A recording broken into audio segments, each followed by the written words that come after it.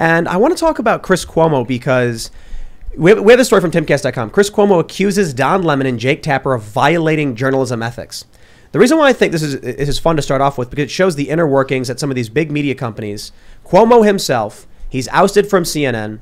He's now accusing other employees at CNN of wrongdoing, but he knew they were doing this while he was there, and he said nothing.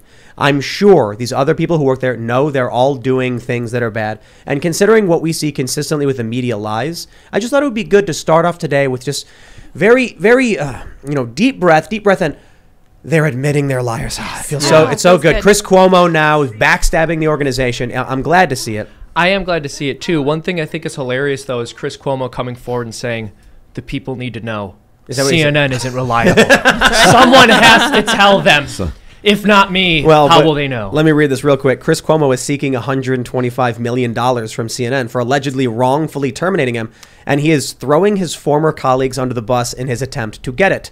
In his arbitration demand filed on Wednesday, Cuomo alleged that Jake Tapper, Don Lemon, former CNN president Jeff Zucker, and former executive Allison Gollust engaged in blatant breaches of journalistic ethics. Quote, "As long as Zucker and Gollust believed CNN's ratings would benefit, they were more than willing to disregard breaches of traditional journalistic standards by CNN personalities such as Don Lemon and Jake Tapper, or even to engage in blatant breaches of journalistic ethics themselves," Cuomo's filing stated.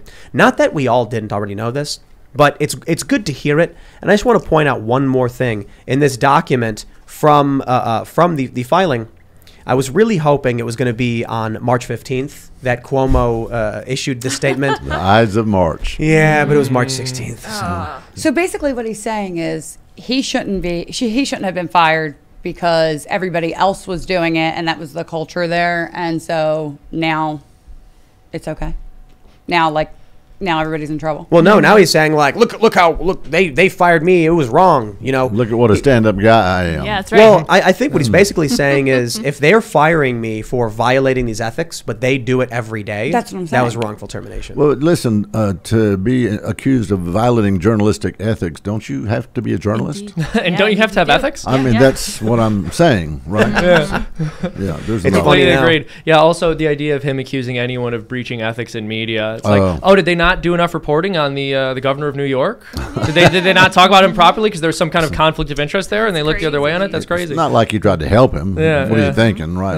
Yeah. I was on there 2 or 3 times, and we watched this guy. Remember back during the pandemic when he was telling everybody to wear a mask, and then there's pictures of him out in public without a mask.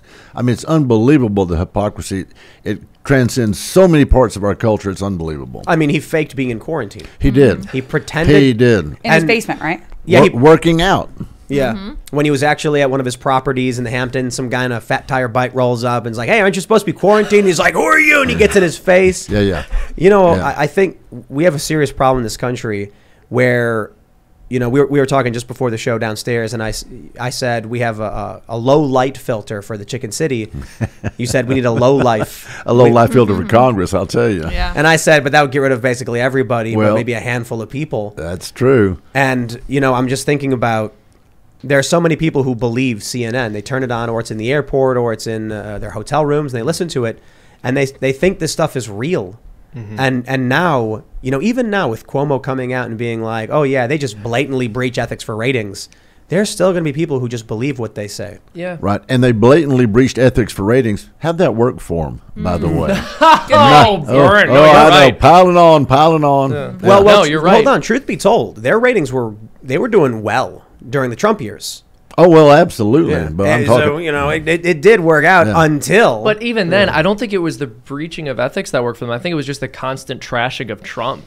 And any of Trump's supporters, too. Yeah. It didn't matter about facts. And you can argue that that's absolutely a breach of ethics, but I don't think they would ever describe it as that. So with him making these accusations, I doubt that's what he's referring to. But I mean, according to Chris Cuomo, we've all breached ethics by looking at the WikiLeaks because it's illegal for us to do so. That was Tapper, wasn't it? No, that was Cuomo. I looked it up. It was Cuomo. Chris Cuomo said that it was illegal to look at the WikiLeaks. Well, my apologies to Jake Tapper for falsely accusing. How dare you? Yeah. So as somebody who's in Congress, though, I'm sure you've dealt with them misrepresenting your positions. Say it isn't. Tell us one of the 50 billion times. Oh, Lisa, that doesn't happen, right? I tell you, when the reporters come up and want to stick a mic or a phone in your face, you're going, no, I think I'm fine. I tell you what, it is palpable, the fact that they want to misrepresent things we say all of the time. And y'all know that. You see that. And thank God for y'all's show, because the American public is waking up to this. Mm-hmm. Yeah. And we appreciate y'all bringing it out. It's unbelievable. I'll give you one example of a story I really like. Is there was a guy who was accused of being a white nationalist. I asked the journalist, I said, hey, this guy does not, he's in a mixed race relationship. He's got a mixed race child. And the journalist goes, is he white? And I was like, yes. And he goes, is he a nationalist? And I said, yes. And he goes, white nationalist. And I was like, oh, come on. That's you really know how dirty that is. And that's the game they play. Oh, absolutely. They did it to me. I'm not even anybody. I was talking in a clubhouse room once about Officer Sitnik and saying that he died from natural causes. And they were like, oh, congressional staffer blames Capitol Police for Officer Sitnik's death. I'm like, that's not what I said. Yep. I said he died of natural causes, and then I turned out to be right. You know, the article's still up there. Mm-hmm. So what is this? We got it. Times v. Sullivan. We gotta get that looked at by the Supreme Court or something, or what? Because right now they can just lie. They do these really clever tricks where they'll say fact check. There's one the New York Times ran saying fact check. Republicans falsely accuse Biden of, driving up gas prices. And then they show some quotes from, McCarthy and from McConnell and from, I think, Lindsey Graham. And they're like, they accused Joe Biden of shutting down oil and gas leases and saying that drove up prices. But according to the experts we've decided to talk to, these two guys, they say it's wrong. Therefore, it's a fact check. And I'm like, that's an opinion piece. Absolutely it is. And so this is what they do all the time. They can run opinions, claim it's fact. They can outright say it is a fact that this happened. And then when they get sued, they say, oh, that was an opinion. Mm-hmm. And then the courts are like, okay. They want to hide behind that. And like you say, that ought to be tested, you betcha. And we see that all the time. What do they call them? Some call them Pinocchios. They give it 2, 3, 4 Pinocchios. That's Washington Post, yeah. Yeah, seriously? I mean, they ought to have the most amount of, Pinocchios, right? Yeah. Mm-hmm. Yeah. I guess I also question the Washington Post's Pinocchio system. It's not that Pinocchio would clone himself when he lied. His nose would grow longer, so maybe they would be like, his nose has grown 5 feet longer. Instead, they're like, now there's more of them. Right. Yeah. Well, at least with Pinocchio, you knew there were strings attached. Ooh. Yeah. See, Really. with the Washington Times, you got to read that with a grain of salt. Washington Post, you got to read that with a grain of salt. Washington Times is pretty good, actually. Yeah, This is weird, though. Let me ask you. There's a strange thing in that conservative media has their faults. They get stories wrong, but they have a tendency to be more correct than, say, the New York Times. How is that? What is this that, my background was not as a conservative Republican. I grew up in Chicago, liberal, Democrat, all that stuff. But my concern is with what is true and effective, what is working. And so when I read the New York Times and I see lie after lie, I just eventually turn it off. I stop going to their site. With CNN, I used to have CNN running in the background 24/7 while I was working. And then one day I realized they stopped covering news, and it was just panels with their opinions about Trump. I started turning it off. All of a sudden now, I'll Google search a story, and you're more likely to find the truth on a conservative or right-leaning newspaper than you would at CNN, MSNBC, the New York Times, or otherwise. Why is it? That's even if you can get it to pull up. Like if you pull up, like I was saying, talking about Officer We tried. Sitnik, right? Like we talk about Officer Sitnik. You have to go to the second or third Google page to see the autopsy reports and what the coroner actually deemed. Like the fake stories are still there. You can't even try pulling up any Fox News article. It doesn't even come up. Well, and there's values in our Constitution. You know this: freedom of religion, freedom of press. You can go right down that list. And I think conservatives still want to live by that document, that founding document. They understand how important it is. And the left, not so much. They'll stretch the truth. And quite frankly, there's been a lot of people, myself included, that say, look, you guys are trying, what you're doing is going to destroy the foundation of this country if we stand by and let you. And we shouldn't stand by and let you. I tell people when they ask me when they find out I'm a congressman, they say, what party? What are you, Republican or Democrat? And I tell them, I'm a Christian conservative Republican, and in that order. We've got a foundation for this country. The founders were brilliant in what they set up. And the left wants to get away from it, and that's part of the problem.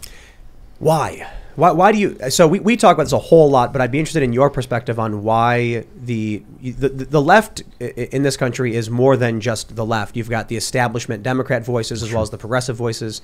Why do you think it is they want to get rid of the Constitution and those founding values? If you've got the people depending on you, you can keep getting reelected. It's pretty simple, really, when you think about it. It doesn't matter what party you're in. They want government to be the answer. Well, I'm from Texas. You know, we're very proud to be from Texas. We were a country of our own, right? We get it in Texas. And we don't want big brother, big government doing anything for us. Don't help us, please. Think about it. First, we're guaranteed the right to life, liberty, and the pursuit of happiness, not guaranteed equal happiness. And what you're seeing now is a government that wants to say, look, we'll take care of you, we'll give you equal happiness, doesn't matter what the Constitution or the Declaration of Independence says, we're going to take care of you, and they will keep getting reelected. I think there's a couple things too, like absolute power corrupts absolutely, but on top of that, they don't want to confront their own morality. So when they start saying like, you know, when their values don't, or the bad things they do don't align with society, they want to make excuses for it. And that's why our republic is falling too, because it was meant for a virtuous society and we are losing virtue. We have a saying for that. Rules for thee, but not for me. That's what you're saying. Thanks for checking out this segment from the Timcast IRL podcast. But if you want to check out the full show live, tune in Monday through Friday at 8 p.m. And if you want more special access content, head over to timcast.com and become a member. Your membership helps sustain this company, keep our journalists employed, makes this show happen, and you will get access to exclusive members-only segments of the Timcast IRL podcast, and there's a massive library to check out. So again, go to timcast.com or tune in Monday through Friday at 8 p.m., and we'll see you all there.